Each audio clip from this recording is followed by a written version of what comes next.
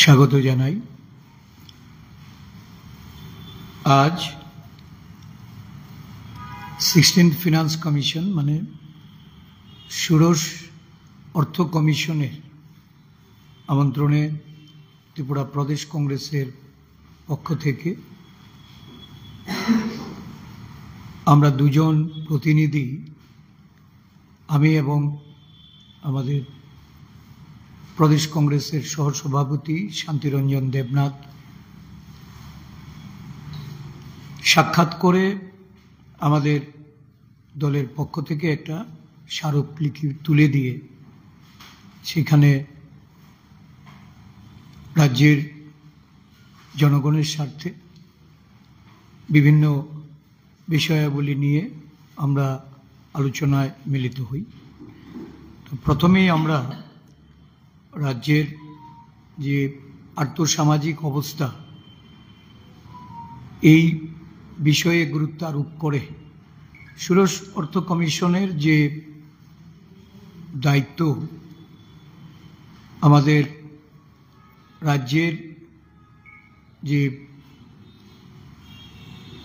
রাজস্ব আমরা যেটুকু আমরা আদায় করি, পরিচালনার ক্ষেত্রে রাজ্য সরকারকে তার অর্থনৈতিকভাবে সহায়তা করার ক্ষেত্রে কেন্দ্রীয় সরকারের যে বরাদ্দ, এই বরাদ্দ পঞ্চবর্ষীয় একটা প্রস্তাব এই ষোড়শ অর্থ কমিশন দ্বারা এটা প্রদান করা হয় এবং সেইখানে রাজ্যের বিকাশের বা উন্নয়নের দিকগুলিকে আমরা সামনে রেখে বর্তমানে যে এই রাজ্যের জনগণ তার আর্থসামাজিক উন্নয়নে যে সমস্ত সমস্যার সম্মুখীন হচ্ছেন এবং পরিকাঠামো উন্নয়নের ক্ষেত্রে সরকারের যে ভূমিকা, এই ভূমিকাগুলির উপর আমরা আমাদের দলের পক্ষ থেকে আমরা বিভিন্ন প্রস্তাব রেখেছি।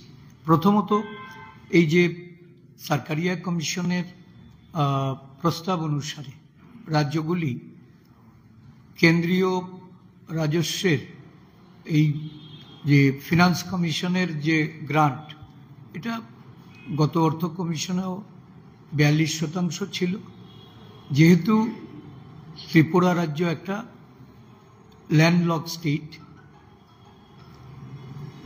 অত্যন্ত রাজস্বের ক্ষেত্রে অত্যন্ত দুর্বলতা, তো কেন্দ্রীয় সরকারকে তার বরাদ্দের উপরে রাজ্যের মানুষের উন্নয়ন বা রাজ্যের মানুষের বিকাশ এগুলি নির্ভর। তো স্বাভাবিকভাবে আমরা 50% রাজস্ব বরাদ্দের জন্য এই ত্রিপুরার জনগণের স্বার্থে এটা আমরা প্রদেশ কংগ্রেস থেকে দাবি রেখেছি এবং আমাদের স্মারকপত্রে আমরা উল্লেখ করেছি যে এই রাজ্যে আমরা দেখেছি বিগত বেশ কয়েক বছর ধরে দিন দিন ঋণের যে মাত্রা এটা বৃদ্ধি পাচ্ছে।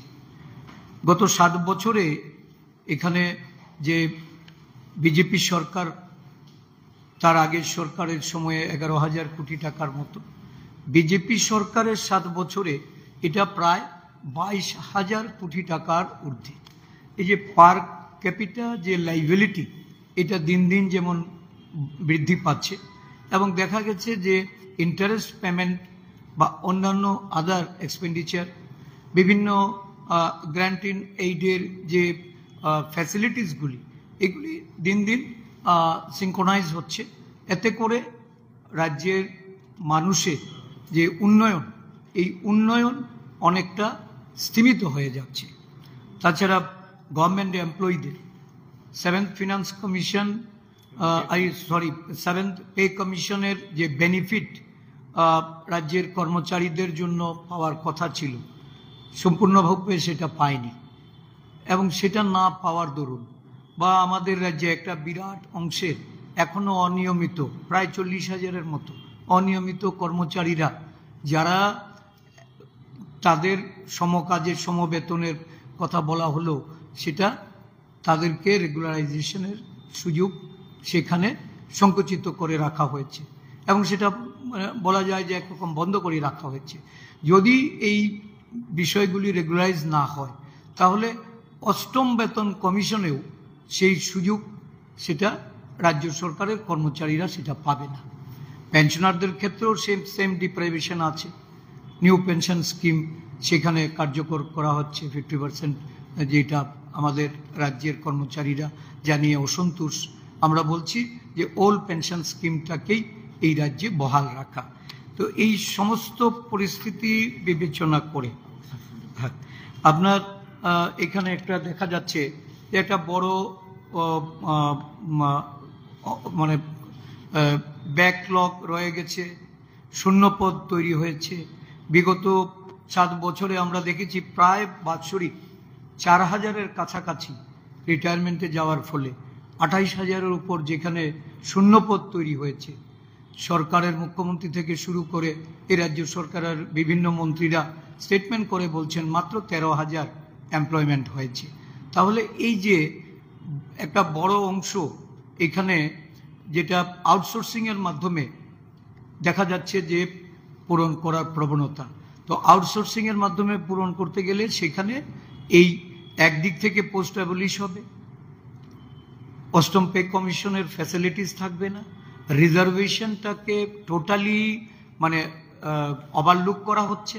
এই সব কিছু মিলিয়ে এই বিষয়গুলি তাদের নজরে আনা হয়েছে এবং এই বিষয়গুলিতে তারা যেন পদক্ষেপ নেন তার জন্য প্রদেশ কংগ্রেস থেকে আমরা অনেকগুলি প্রস্তাব রেখেছি। 12টি প্রস্তাব আমরা রেখেছি।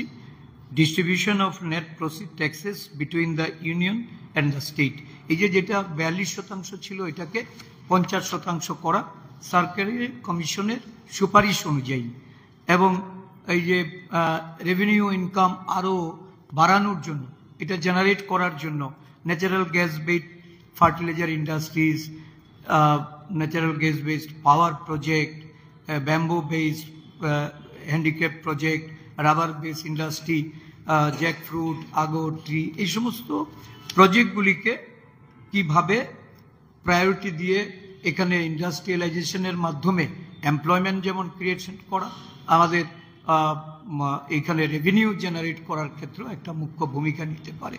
কারণ ত্রিপুরা ইন্ডাস্ট্রিয়ালাইজেশনের ক্ষেত্রে এই সরকারের সদিচ্ছা আমরা লক্ষ্য করছি না, এখানে এই ফিনান্স কমিশন ইন্টারভেন করতে পারে।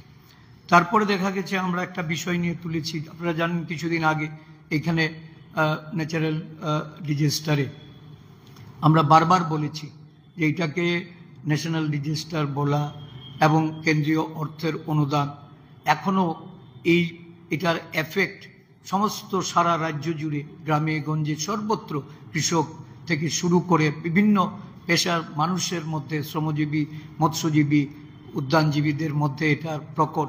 এই ব্যাপারে আমাদের যে এসডিআরএফ ফান্ড অত্যন্ত ন্যূনতম, এই এসডিআরএফ ফান্ড বাড়ানো সহ একটা স্পেশাল গ্র্যান্ট এটা প্রদান করা, যাতে এই যে আমাদের ডিজাস্টারের ফলে যে এফেক্ট হয়েছে এই এফেক্টটা মিনিমাইজ করা যায়। সাথে সাথে আমরা বলেছি যে আগরতলা শহর সহ এই রাজ্যের বিভিন্ন শহর আমরা দেখেছি সামান্য বৃষ্টিতে ওয়াটার লগিং, এই যে সাবমার্জ হয়ে মানুষ নানাভাবে ক্ষতিগ্রস্ত। আমাদের রাজ্যের নদীগুলিকে ড্রেজিং করে তার নাব্যতা বাড়িয়ে এই সমস্ত নদী যদি লিঙ্ক করা যায় তাহলে এই লিঙ্কে আমরা যেমন ওয়াটার সাপ্লাইয়ের বেনিফিট নিতে পারি। আমরা দেখি যে ড্রট সিজনে রাজ্যের একটা বিরাট অংশে জলের জন্য হাহাকার, বিশেষ করে পার্বত্য এলাকায়, এডিসিভুক্ত এলাকায় এই জলের জন্য একটা হাহাকার। তারপরে দেখা যায় এই যে খরার মৌসুমে আমাদের ইরিগেশনের জন্য একটা নানা ধরনের সমস্যা। এই সমস্যা মিটিগেট করার জন্য যদি আমাদের রাজ্যের সবকটা নদীকে লিঙ্ক করা যায় এবং তার ড্রেজিংয়ের নাব্যতা বাড়ানো যায়, এর যেমন ওয়াটার লগিং থেকে যেমন আমরা সেভ হব, পাশাপাশি আমাদের ওয়াটার সোর্সটাকেও আমরা ডেভেলপ করতে পারবো। বহু জায়গায় ডিপ টিউবওয়েল করে দেখা যায় কিছুদিন আগে যখন সারফেস ওয়াটার অ্যাভেলেবিলিটি থাকে না, আমাদের এই জলের স্তর নেমে গিয়ে অনেক জায়গায় ডিপ টিউবওয়েলগুলি অকুজ হয়ে থাকে। এর থেকে যদি আমাদের রাজ্যবাসীকে যদি রিলিফ দিতে হয় তাহলে এর জন্য এই ধরনের পরিকল্পনা, এটা আমি অর্থ কমিশনকে রিকোয়েস্ট করেছি যে তাদের প্রপোজালের মধ্যে সেগুলি রেখে রাজ্যের জন্য তারা যেন পদক্ষেপ গ্রহণ করেন। এছাড়া আমাদের এই যে আগরতলা শহর, কৈলা শহর, গোমতী, অমরপুর, এটি বর্ষাকালীন সময়ে এই শহরগুলি নানাভাবে তারা বন্যা প্লাবিত হয়ে ক্ষতিগ্রস্ত হয়। বাঁধ তৈরির জন্য কৈলা শহরে শুরু হয়েছে, সেখানে জনরোষ, জনগণ প্রকাশ্যে রাস্তায় নেমে আন্দোলন করছে। সেই আন্দোলনে বিরোধী দল হিসাবে আমরা জনগণের স্বার্থে আমরা রাস্তায় নামছি এবং তাদের প্রতি পূর্ণ সমর্থন জানিয়ে আজকে আমরা অর্থ কমিশনের কাছে এই বিভিন্ন নদীর নাব্যতা বাড়িয়ে বাঁধ তৈরির ক্ষেত্রেও আমাদের প্রস্তাবনা প্রদেশ কংগ্রেসের পক্ষ থেকে আমরা রেখেছি এবং গ্র্যান্ট ইন এইডে যে সমস্ত প্রতিষ্ঠানগুলি পরিচালিত হয় সেখানেও ফান্ড ইনক্রিজ করা, যাতে এই অর্থে কোথাও যোগানে কোনো প্রতিবন্ধকতা না থাকে। বিশেষ করে আমরা এডিসির বিষয়ে আমরা আলোকপাত করেছি। এডিসিকে মোর এম্পাওয়ারমেন্ট, মোর ফান্ডিং, এই যে এডিসির আজকে এডিসির অর্থ বরাদ্দর ক্ষেত্রে দেখা যাচ্ছে আগরতলা মিউনিসিপ্যাল কর্পোরেশনের এই কর্পোরেশনের যে অর্থ বরাদ্দ হয় তার চেয়েও কম অর্থ বরাদ্দ করা হয় আমাদের স্বশাসিত জেলা পরিষদের তাদের উন্নয়নের জন্য। রাজ্যের 2/3 অংশ জুড়ে এই স্বশাসিত জেলা পরিষদের এরিয়া, প্রায় 1/3 বেশি জনসংখ্যা এই এডিসি এলাকায় বাস করেন। বিভিন্ন জনগোষ্ঠীর মানুষ, আদিবাসী বা জনজাতি থেকে শুরু করে বিভিন্ন জনগোষ্ঠীর মানুষের সেখানে বসবাস। তাদের শিক্ষা, তাদের স্বাস্থ্য, তাদের রাস্তাঘাট প্রণালী থেকে শুরু করে সমস্ত ব্যবস্থাপনার জন্য যে অর্থের প্রয়োজন সেই অর্থ তারা পায় না। এই যে ফিনান্স কমিশনের যে অর্থ, এই অর্থ সরাসরি তাদেরকে বরাদ্দ করার জন্য আমরা সেখানে যেমন আবেদন রেখেছি 125তম সংশোধনীর মাধ্যমে এডিসিকে আরও বেশি এম্পাওয়ারমেন্ট করে তার 3 টায়ার পঞ্চায়েত ব্যবস্থা চালু করে সেই এডিসিকে যেন অধিক ক্ষমতা অর্পণ করা হয়, যাতে তাদের বরাদ্দের অর্থটা আরও বেশি করে সেখানে তারা পেতে পারে।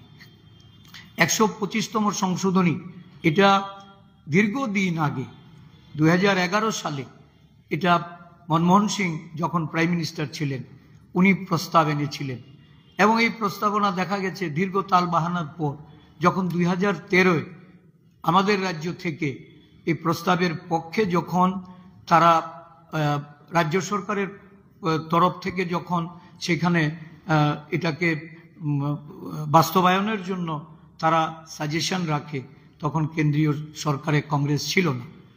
2020 সালের 5 মার্চ পার্লামেন্টে এই বিলটি উত্থাপন হয়।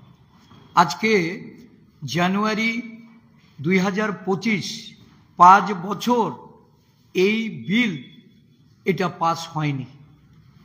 ভারতীয় জনতা পার্টির সরকার দিল্লিতে 5 বছর এই বিলটি উত্থাপনের পর এটাকে স্তব্ধ করে রাখা হয়েছে।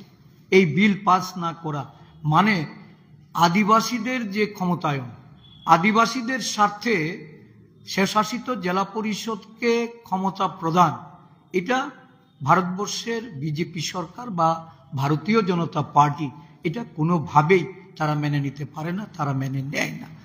স্বাভাবিকভাবেই আমরা এই প্রস্তাবনার মধ্যে এই বিষয়টাকে এনে আমরা অবিলম্বে 125th অ্যামেন্ডমেন্টের মাধ্যমে এডিসিকে ক্ষমতায়ন করার জন্য এবং এডিসি এলাকার উন্নয়নের দায় দায়িত্ব তাদের উপর তুলে দেওয়ার জন্য আমরা প্রস্তাবনা করেছি। রাজ্যের কর্মচারীদের নিয়মিতকরণ, বিভিন্ন ডিআরডব্লিউ, আমাদের যে এই সরকারের বিভিন্ন দপ্তরে যারা কন্ট্রাক্ট বেসিস এখন নিযুক্তি আছেন, সবাইকে যেন নিয়মিতকরণের জন্য রাজ্য সরকারের এই যে পদক্ষেপ, এই পদক্ষেপগুলি বাস্তবায়ন করতে আমাদের অর্থ কমিশনের তরফ থেকে কেন্দ্রীয় সরকারকে প্রস্তাব আকারে সেগুলি পাঠানো হয়। তার জন্য আমরা সেখানে আমাদের এই মেমোরেন্ডামের মধ্যে এই প্রস্তাবগুলি আমরা রেখেছি। আমরা বিশ্বাস করি যে উন্নয়নের ক্ষেত্রে আমাদের মতবাদ আলাদা হতে পারে, আমাদের নীতি আমাদের নিজস্ব হতে পারে, কিন্তু রাজ্যের উন্নয়নের ক্ষেত্রে আমরা সহমতের ভিত্তিতে এই উন্নয়নকে অগ্রাধিকার দিয়ে আমাদের এই ষোড়শ অর্থ কমিশনের কাছে আমাদের প্রস্তাবনাগুলি আমরা তুলে ধরেছি এবং বলেছি যে বিরোধী দল হিসাবে আমাদের গুরু দায়িত্ব আপনাদের মাধ্যমে কেন্দ্রীয় সরকারের কাছে এই প্রস্তাবনা পেশ করা। এগুলি অবিলম্বে রাজ্যের জনগণের স্বার্থে, রাজ্যের উন্নয়নে, রাজ্যের পরিকাঠামোগত সামগ্রিক উন্নয়নের ক্ষেত্রে আপনাদের যে দায়িত্ব, এই দায়িত্ব পালনে আপনারা সক্রিয় হবেন। এই প্রস্তাবনা রেখে আমরা আজকে তাদের সঙ্গে আমাদের প্রদেশ কংগ্রেসের তরফ থেকে আমরা মেমোরেন্ডাম প্রদান করে এসেছি। ধন্যবাদ আপনাদের।